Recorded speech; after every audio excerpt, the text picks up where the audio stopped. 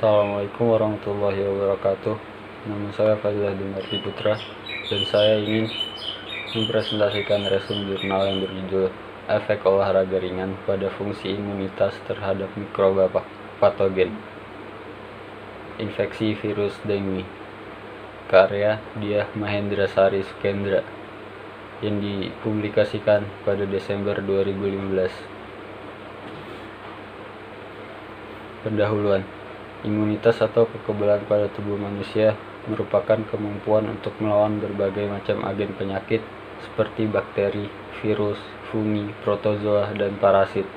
Kekebalan tubuh dapat mudah ditingkatkan dengan melakukan latihan fisik atau olahraga, juga istirahat dan tidur cukup. Tubuh mudah terinfeksi organisme patogen apabila kekebalan tubuh menurun. Komponen kekebalan utama tubuh pada sirkulasi darah adalah leukosit. Leukosit dapat ditingkatkan dengan cara yang mudah, misalnya melakukan latihan fisik ringan. Imunitas atau kekebalan pada tubuh manusia merupakan pertahanan tubuh untuk mencegah infeksi mikroba patogen, misalnya virus dengue, penyebab penyakit demam berdarah dengue, melalui gigitan nyamuk Aedes aegypti dan Aedes albopictus. Dengue sampai sekarang dikenal 4 serotip, yaitu dengue 1, dengue 2, dengue 3, dan dengue 4. Dengue menginfeksi sel dendritik dan makrofag. Sel dendritik dan makrofag merupakan sel-sel yang termasuk dalam golongan sel imunitas tubuh. Upaya pencegahan terinfeksi penyakit DBD dapat dilakukan dengan meningkatkan kualitas fisik tubuh. Intensitas ringan dan sedang dapat mempengaruhi peningkatan jumlah trombosit. Manfaat latihan fisik atau olahraga selain peningkatan trombosit adalah terjadinya peningkatan jumlah leukosit dalam sirkulasi darah. Peningkatan leukosit dan trombosit juga dipengaruhi oleh intensitas dan durasi latihan. Saat ini anak-anak kurang melakukan aktivitas fisik akibat kecanduan gadget. Kecanduan gadget menimbulkan banyak dampak negatif untuk kesehatan. Radiasi, gangguan tidur pada malam hari, membuat anak-anak hanya duduk tanpa aktivitas selama berjam-jam yang dapat mengakibatkan penyumbatan pada pembuluh darah. Kondisi tersebut dapat mempengaruhi pula pada sistem kekebalan tubuh anak.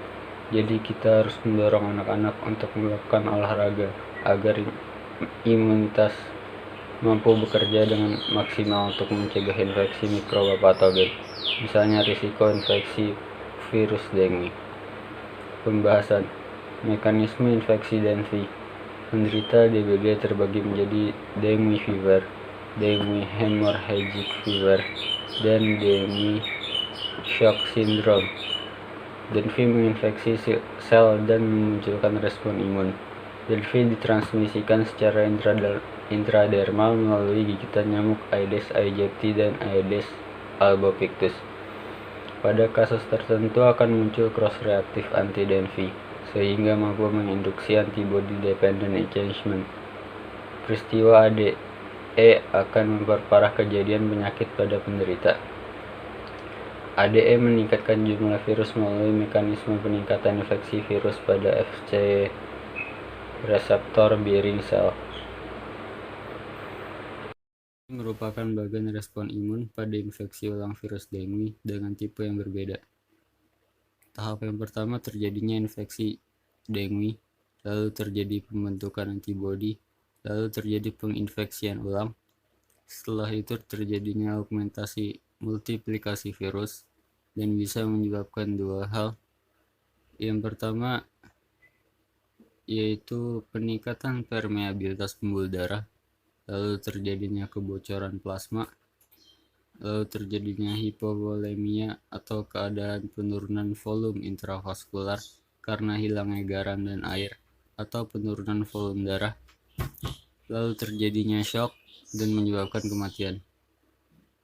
Dan hal yang kedua yang dapat disebabkan yaitu reduce platelet atau pengurangan trombosit, lalu terjadinya koagulopati atau kondisi kemampuan pembekuan darah terganggu, lalu terjadinya disseminate intravascular coagulation atau kondisi di mana gumpalan darah terbentuk di seluruh tubuh dan menghalangi pembuluh darah kecil karena faktor pembekuan dan trombosit habis, lalu terjadinya severe bleeding atau pendarahan hebat, dan dapat menyebabkan kematian.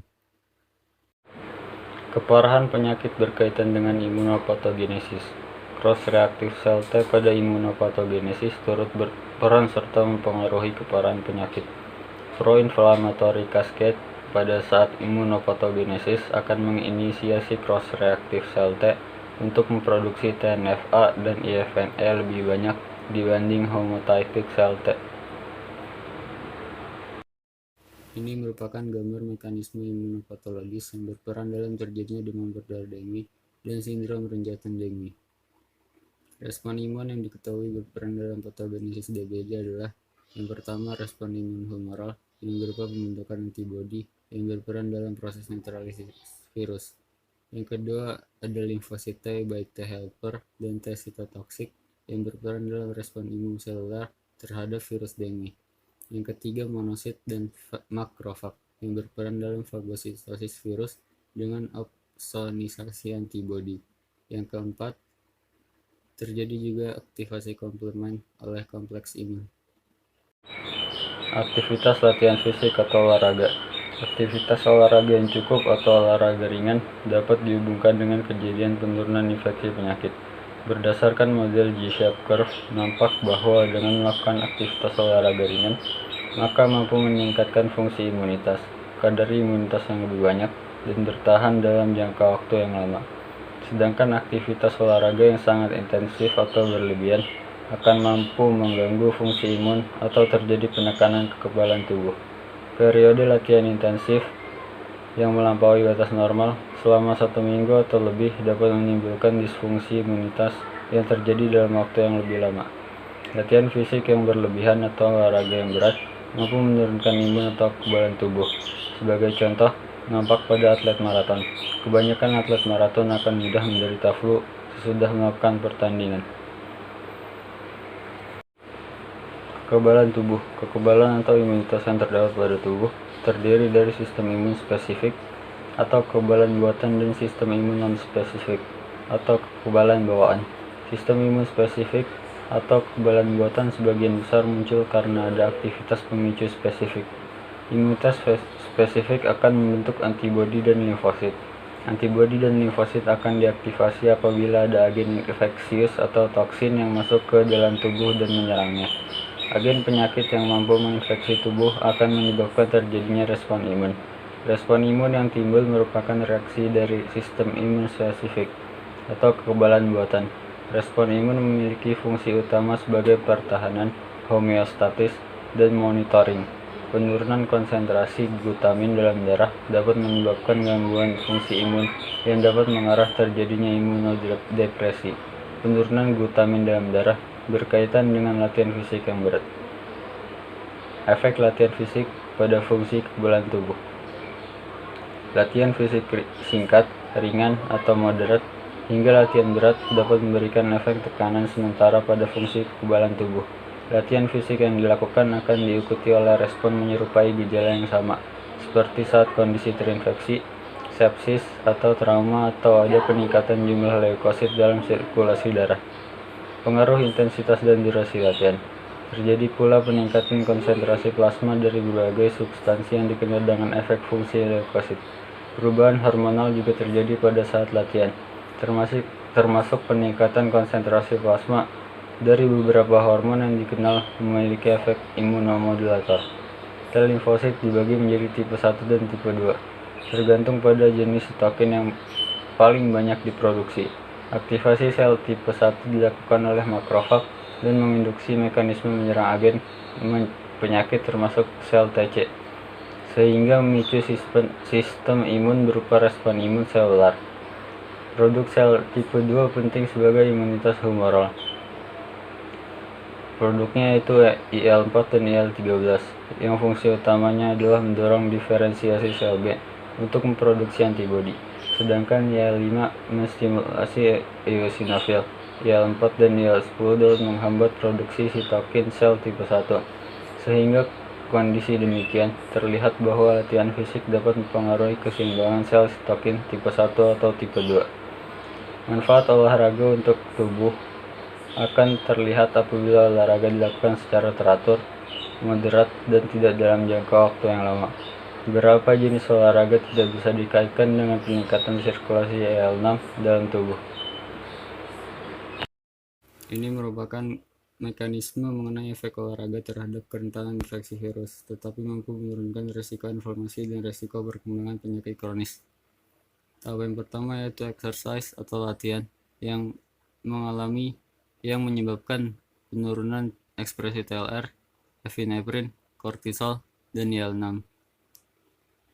Keempat ini menyebabkan penurunan makrofag dan produksi sel sitokin TH1. IL-6 juga menyebabkan pembentukan TNF-A dan IL-10 dan IL-1RA. Penurunan makrofag dan produksi sel sitokin TH1 dan IL-10 dan IL-1RA menyebabkan impaired cell mediated immunity and inflammation atau gangguan imunitas dan peradangan yang dimediasi sel, yang menyebabkan dua kejadian, yaitu peningkatan resiko menyebabkan dua hal, yaitu increased risk of viral infection atau peningkatan risiko infeksi virus, dan reduced risk of chronic disease atau penurunan risiko penyakit kronis. Latihan dalam waktu singkat dapat meningkatkan sirkulasi sel natural killer, tetapi setelah selesai latihan, jumlah sel NK akan mengalami penurunan di bawah normal setelah beberapa jam dan akan kembali normal dalam waktu 24 jam. Latihan fisik yang dilakukan mampu memunculkan efek antiinflamasi. Individu yang secara rutin melakukan latihan fisik terjadi penurunan level biomarker pada sistemik inflamasi. Mekanisme kenaikan atau penurunan aktivitas imunitas dan inflamasi termasuk manfaat kesehatan jangka panjang yang dapat diperoleh individu, yaitu dengan melakukan latihan fisik atau olahraga ringan dan rutin. Pencegahan imunodepresi saat latihan fisik atau olahraga. Latihan fisik atau olahraga yang kurang sesuai dapat mengakibatkan terjadi imunodepresi. Kejadian imunodepresi dapat diantisipasi dengan berbagai cara, salah satunya dengan mengatur konsumsi makanan maupun suplemen. Suatu studi yang dilakukan oleh Bente Pedersen Group di Copenhagen mengindikasikan bahwa pelepasan IL-6 dari otot yang berkontraksi mampu mempengaruhi suplemen antioksidan secara jangka panjang. Penurunan IL-6 dan respon kortisol menunjukkan terjadi sedikit induksi penurunan fungsi imun. Konsumsi karbohidrat juga dapat menurunkan peningkatan plasma dan kortisol. Upaya mempertahankan kekebalan tubuh. Upaya mendapatkan kekebalan tubuh serta mempertahankannya dapat dilakukan dengan rutin melakukan latihan fisik atau olahraga yang cukup dan teratur. Suatu studi menemukan bahwa olahraga berat serta dilakukan dalam waktu lama dapat berpotensial mempengaruhi ekspresi TLR pada penurunan jumlah monosit selama beberapa jam. Tingginya kadar TLR dapat memelihara keberadaan protein transmembran yang berperan penting pada deteksi dan rekognisi mikroba patogen dan mampu mengaktifkan sinyal bahaya bila ada jaringan yang mengalami kerusakan. Latihan dalam waktu singkat dapat meningkatkan sirkulasi sel natural killer, tetapi setelah selesai latihan, jumlah sel NK akan mengalami penurunan di bawah normal setelah beberapa jam dan akan kembali normal dalam waktu 24 jam. Latihan fisik yang dilakukan mampu memunculkan efek antiinflamasi. Individu yang secara rutin melakukan latihan fisik terjadi penurunan level biomarker pada sistemik inflamasi. Mekanisme kenaikan atau penurunan aktivitas imunitas dan inflamasi termasuk manfaat kesehatan jangka panjang yang dapat diperoleh individu, yaitu dengan melakukan latihan fisik atau olahraga ringan dan rutin. Pencegahan imunodepresi saat latihan fisik atau olahraga. Latihan fisik atau olahraga yang kurang sesuai dapat mengakibatkan terjadi imunodepresi. Kejadian imunodepresi dapat diantisipasi dengan berbagai cara, salah satunya dengan mengatur konsumsi makanan maupun suplemen.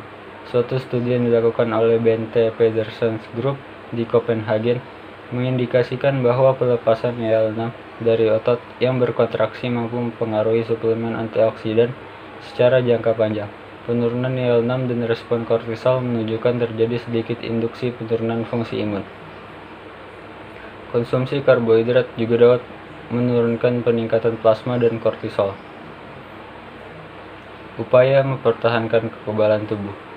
Upaya mendapatkan kekebalan tubuh serta mempertahankannya dapat dilakukan dengan rutin melakukan latihan fisik atau olahraga yang cukup dan teratur. Suatu studi menemukan bahwa olahraga berat serta dilakukan dalam waktu lama dapat berpotensial mempengaruhi ekspresi TLR pada penurunan jumlah monosit selama beberapa jam. Tingginya kadar TLR dapat memelihara keberadaan protein transmembran yang berperan penting pada deteksi dan rekognisi mikroba patogen dan mampu mengaktifkan sinyal bahaya bila ada jaringan yang mengalami kerusakan. Ini merupakan gambar jalur TLR yang memegang peran penting sebagai perantara pada proses inflamasi. Gambar ini menunjukkan jalur aktivasi signal TLR. Pengikatan molekul tertentu dari patogen, misalnya LPS atau sinyal bahaya dari molekul secara endogen oleh TLR, akan mengawali interaksi aktivasi APC dan subsekuen sel T. Simpulan, latihan fisik atau olahraga berat maupun ringan dapat menyebabkan depresi sementara pada berbagai aspek fungsi kekebalan tubuh. Depresi fungsi imun bisa terjadi bila latihan fisik atau olahraga dilakukan dalam jangka waktu lama dan terus-menerus, dan tanpa didukung konsumsi suplemen vitamin atau makanan yang cukup. Terjadi lebih kurang selama 3-24 jam setelah latihan fisik. Banyak studi telah menunjukkan bahwa olahraga berat maupun ringan dapat berefek pada kenaikan atau penurunan fungsi sistem kekebalan tubuh. Mekanisme kenaikan atau penurunan imun saat latihan fisik atau olahraga dapat memberikan manfaat positif bagi kesehatan dalam jangka panjang. Hal ini berkaitan dengan penurunan insidensi infeksi penyakit, sehingga apabila ada infeksi mikroba patogen, misalnya virus, maka tubuh mampu melakukan pencegahan masuknya virus tersebut.